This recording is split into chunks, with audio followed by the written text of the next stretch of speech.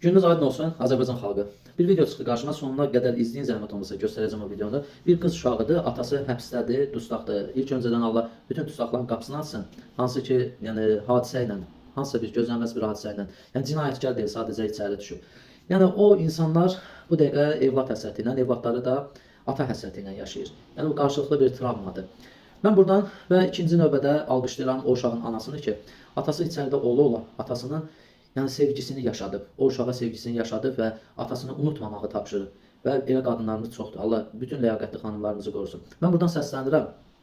Ərə qulluq eləməməyə görə, nə bilim, müəyyən bir məqsədlərlə, hansı ki, o boşanmaya bilər, səbr eləyə bilər. Hər bir kişi ideal deyil. Necə ki, hər bir qadın ideal olmadığı kimi. İdeal insan yoxdur təbii ki. Yəni o insanlara səslənirəm, o qız analarına. İndi burada qızdan söhbət gedir, qız analarına səslənirəm, hansı ki boşanıblar. Və onlar, mən möhkəm qadınam, mən öz qızımı böyüdəcəm, mən qızıma yaxşı tərbiyə verəcəm, mən belə eləyəcəm deyən qadınlar. Və siz bu uşaqlara o hissləri qaytara biləcəksiniz. Tutaq ki, tərbiyə verdiniz, yaxşı ana oldunuz, uşağı uzaq tutdunuz, məsəl üçün deyək ki, onun atası zay insan olub, yaxşı ata olmuyor. Amma siz də səbr eləməmisiniz, məsəl üçün boşanmısınız da, o qıza verə biləcəksiniz o uşağa, yəni o hissləri qaytara biləcəksiniz. O qız uşağına həmişə ata lazımdır, həmişə. Oğlan uşağına da təbii ki, ancaq qız uşaqlarına xüsusən də ata həmişə lazımdır. Çünki bunun arxa dayağı atadır. Həm də bir şey deyim ki, qız uşaqları özlərinə gələcək həyat quranda da özlərinə stimul atasını seçir. Və analar da başlayır atasını pisqələmə verir, atan belə olub, atan əclaf olub, atan alçaq olub, atan filan yerdə məni vurdu, atan filan yerdə məni təhqir elədi, atan belə elədi, atan elə elədi. Başlayır təbliğatlar arda-arda. Və uşağın psixologiyası pozulur. O uşaq gələcəkdə ailə quranda da atasını atır arxa plana. Hansı ki, o özünə stimul seçməli idi atasını. Atasını atır arxa plana. O bilmir kişi nəcür olur. O gedir hansısa bir, necə deyim, hansısa bir aktyorluq eləyən, hansısa bir şərəfsiz bir gədənin qurbanı olur. Hansı ki, mən beləyəm, mən eləyəm, özünü yaxşı bir obrazda göstərir və sabah belə bir gül balaları bədbaxt edir. Ona görə də mən buradan səslənirəm o analara. Biraz səbirli olmaq lazımdır, biraz möhkəm olmaq lazımdır. Siz əgər bu qədər iradəli, bu qədər möhkəm qadınsınızsa, elə öz evinizdə möhkəm olun da.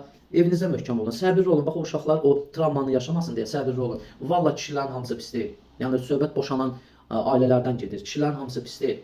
Kişilər var, ola bilər hansısa bir maddi cəhətdən köməklik edə bilməz, ailəsində hansısa çətinliklər yaşanar və bu başlayan skandallar, belə şeylərə səbr eləmək lazımdır. Və bu uşaqları düşünmürsünüz. Bu uşaqları düşünmürsünüz ki, bu uşaqlar travma yaşayır. Və o uşaq indi hadisədir. Yəni atası içəridədir, türmədədir, tutaq həyatı yaşayır. İnşallah ki, tez bir müddətdə balasına qovuşar, balası da ona qovuşar.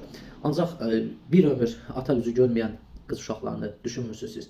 Yəni fikirləşmirsinizmi ki, o uşaqlara ata həmişə lazımdır. O uşağın qapısını döyəndə, elçiliyə gələndə, o qızı gəlib Allahın izni ilə gəlib elçiliyə qapını döyəndə siz qalırsınız belə. Kimi çağırım? Kimi çağırım? Yəni dayısı tutaq ki var, dayısını çağırdım. Yaxşı, bunun əmisi yoxdur, bunun ata tərəfindən heç kimi yoxdur.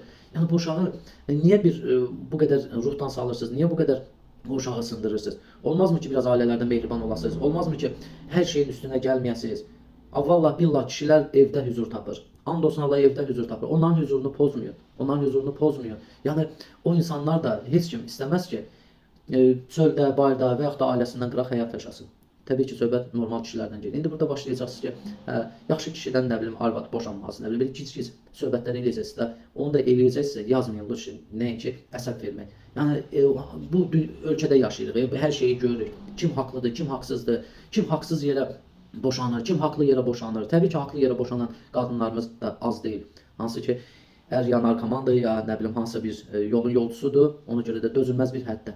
Ancaq bu cəmi 30%-dir. 70% qadınlar öz tənbəlliyindən, ərə qulluq eləməməyə görə azad həyat, müasirlik axtaran, yəni bir qadın obrazı oynayırlar bu həyatda, bu ölkədə. Yəni o qadın, azad qadın fikri sizin uşaqlarınıza travma yaşadır. Yəni dəymirmi o uşaqlardan ötürü əziyyət çəkməyə? Dəymirmi? Niyə bu qədər aciz oldunuz Azərbaycan qadını? Niyə bu qədər dözümsüz oldunuz Azərbaycan qadını?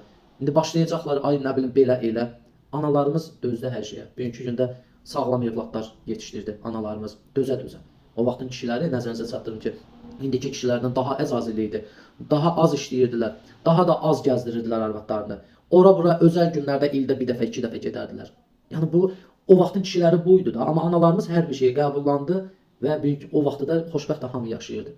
Hər bir şeyə dözmək lazımdır. Hər bir şey təbii ki, çərçivə içərisində. Ancaq hamı düşüb. Ərim belə idi, ərim elə idi. Vallahi nə bilim, Allah xalqımızı qorusun, Allah balalara o travmaları yaşatmasın. Biraz səbirli olmaq lazımdır. Baxın bu qızın şeirinə, sözlərinə bəlkə nəsə ibrət götürəsiz. Allah xalqımızı, dövlətimizi qorusun. Ata, çay zamanı geriyə çevirəydim. Sənli günlərim geri dönəydi. Ata, yoxluğun qəddimə idi. Atasız dedilər, qəlbimə dəydi. Atasız qızların hörməti olmur. Yaşayır, ömrünün qiyməti olmur.